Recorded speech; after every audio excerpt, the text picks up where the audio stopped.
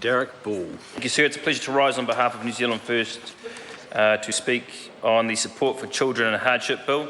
I'd like to actually start with an analogy, sir, and we actually believe that the bill should have been called the Oliver Twist bill, because if you remember the story, sir, we've got Oliver and we've got Mr. Bumble, who's handing out a spoonful of gruel, I think it is, and Oliver, he's hungry and they've got a room full of orphans and paupers, and he goes up and he says, "Please, sir, may I have some more?"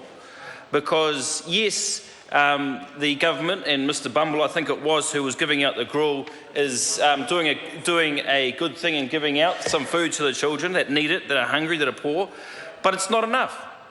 It is not enough.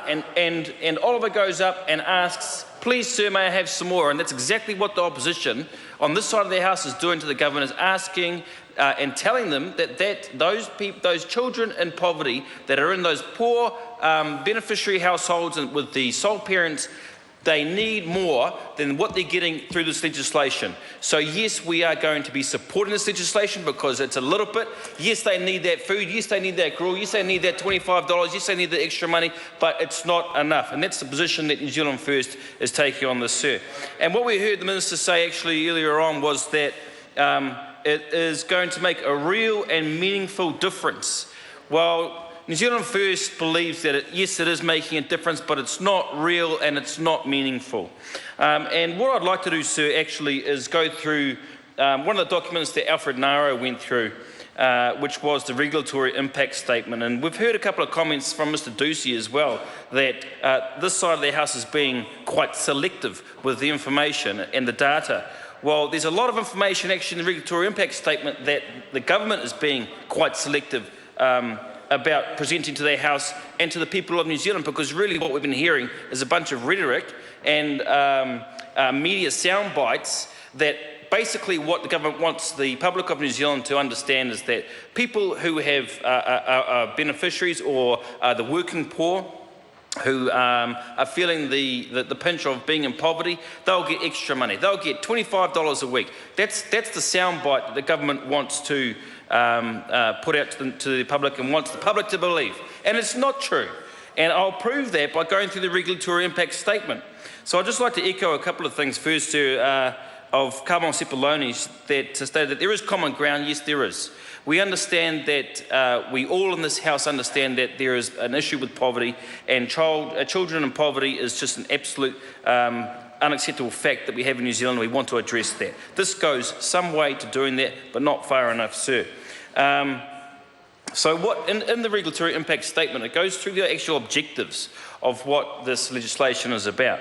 And it states that it is to reduce material hardship amongst children, particularly those living in deeper levels of material deprivation. So it's about reducing material deprivation.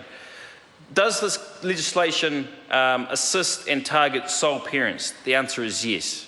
But does it assist and target those sole parents or even families with couples with large families? And the answer is no. Actually, it increases the inequality with large families, and that's a fact of this legislation, and the government can't deny that. So if this was the real title of the bill, which was support for children in hardship, then surely logic dictates that the legislation should be targeting the children in hardship, but it is not. It is targeting the beneficiaries, so it's targeting the families. So if we're talking about, and I'll go through the data in a second, sir, if we're talking about families with 4 or more children, they get less per child than what one would with 1 child. It is not targeting the legislation is not targeting specifically children in hardship, sir.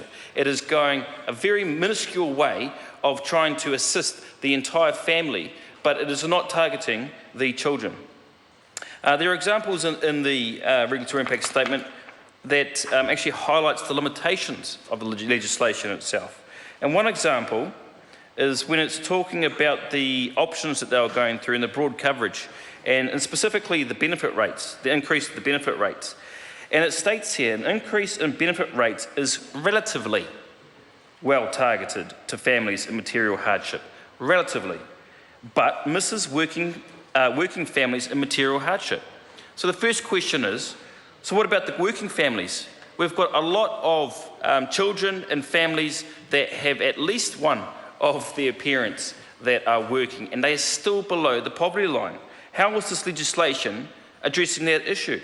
We've got, and of course, the real problem in that statement is that it says relatively well targeted. So what does relatively mean? And how on earth is that real and meaningful difference? Well, one of the main points that I wanted to bring out of this, Sue, was actually the data and statistics that, first of all, the Minister has not mentioned, and none of the backbenchers of the National Party have mentioned yet. And yet it's quite important. And perhaps the National Party members might want to listen so they can understand the position of New Zealand First and other opposition parties. So it says, in regards to the benefit increase, sir, it says it's targeting 108,000 families. Of course, we've heard that we've got over 300,000 children in poverty at the moment and suffering from material deprivation. And that's what the entire objective of this legislation was. It goes on to say that due to the flow-on effects of the increase in benefit rate, around 26,000 non-beneficiaries, so we're talking about the working poor, sir, will see average gains of just $7 a week. So $7 a week. And that's what I was saying before, sir, about the government wanting to stand up and pretend that people in material hardship and families with material hardship will get $25 a week. That is not the case. But it goes on. It actually says that around 4,000 non-beneficiary households will see a decrease in weekly income from the accommodation supplement. They will see a decrease in weekly income from the accommodation supplement. But we haven't heard any of that from the government. So they've actually got a graph here, sir, a bar graph.